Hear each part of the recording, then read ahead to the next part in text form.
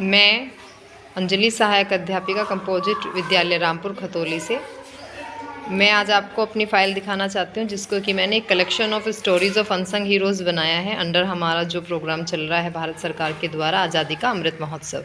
इसमें हमारे यहाँ जो बच्चे पढ़ते हैं वो क्योंकि अखबार भी नहीं मिल पाते हैं, नेट भी इतना उपलब्ध नहीं हो पाता है, तो स्टोरी ऑफ अनसंग हीरोज़ हमने इसमें कलेक्ट की हैं, जिससे कि हमने वो कहानियाँ संकलित की हैं। और ये बिल्कुल ज़ीरो इन्वेस्टमेंट है। पुरानी ड्राइंग की बुक के ऊपर हमने दैनिक जागरण में जो कहानियाँ आती रही हैं तो वो क्यों वेस्ट फेंकी जाए, उन सबको पेस्ट किया है। और बहुत ही अच्छी एक सुंदर फाइल बन के तैयार हुई है, जिसका कि हम प्रार्थना में थर्सडे के दिन, जिस दिन हम नैतिक कहानियाँ सुनाते थे, उसका कलेक्शन था। अब उसमें हम गतिविधि में, प्रेयर एक्टिविटी में, बृहस्पतिवार के दिन अब हम आज़ादी का अमृत महोत्सव से अनसंग स्टोरीज सुनाते हैं। जैसे आज हमने स्टोरी ऑफ सुशील कुमार सेन सुनाई है, जिन्होंने अपना सर धड़ से कटवा दिया था।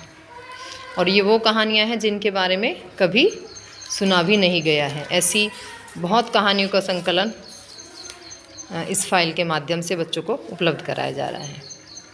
धन्यवाद। उसने देखा कि सामने एक भारी भरकम अंग्रेज सर्जेंट निहत्ती भीड़ पर डंडे बरसा रहा है, और इस कचहरी का हाकिम किंग्सफोर्ड था, जिसे ये नाम सुने भी नहीं होंगे ना कभी, जिसे लोग कसाई काजी कहते थे, क्योंकि वो इतने मारते थे अंग्रेज हम भारतीयों को। और पिटाई का दृश्य देखकर वो जो बच्चा था वो अपने आप को रोक नहीं सका कि भाई अंग्रेज भला हमें कैसे पीट रहे हैं। और कौन था वो बच्चा? सुशील, नाम याद रहना चाहिए। अब सर जो है सर्जेंट का, उसने डंडा पकड़ लिया। जैसे पुलिस से अपने घर वालों को या किसी को पीटते देखोगे स्कूल से आते हुए, तो फिर एकदम से रोकने की कोशिश तो करोगे ही। तो उन्होंने डंडा पकड़ लिया। अब सर्जेंट ने डंडा खींच के जैसे उसे मारना चाहा, तो छात्र ने उसके हाथ से डंडा छीनकर उस पर ही कई प्रहार कर दिए। क्योंकि कुछ लोग समझते थे कि अंग्रेज लातों को भूत है, बातों से तो मानने वाले नहीं कि एक गाल थप्पड़ कर दो, आगे कर दो, है ना। तो इसके बाद से पुलिस वालों ने गिरफ्तार कर लिया। पुलिस वाले तो इतने सारे होते हैं, फिर वो तो बख्शेंगे नहीं। उसको 10 बेतों की सजा सुनाई गई और वे छात्र बैंत की हर मार पर बेखौफ क्या बोलता रहा? वंदे मातरम, वंदे मातरम, वंदे मातरम। दोस्तों अब आप सोच रहे होंगे कि वो कौन था बच्चा, तो वही थे सुशील कुमार सिंह। उनकी पीठ पर जितनी जोर से बेंत मारा जाता, वो उतनी ही जोर से वंदे मातरम। उससे क्रोधित होकर उनकी सजा 15 बेंत की कर दी गई। 10 बेंत की थी पहले, फिर 15 बेंत की कर दी गई।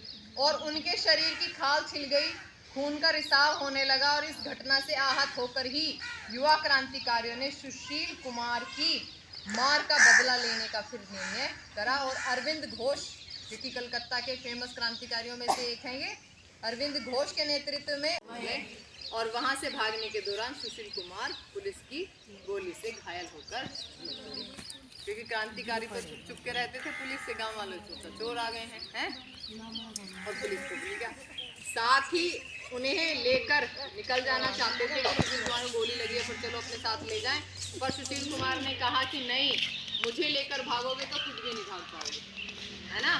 तो मेरे चक्कर में मत पड़ो, मैं तो बचूंगा नहीं, इसलिए तुम लोग मेरा सिर काट कर ले जाओ, तुम लोग मेरा सिर काट कर जाओ।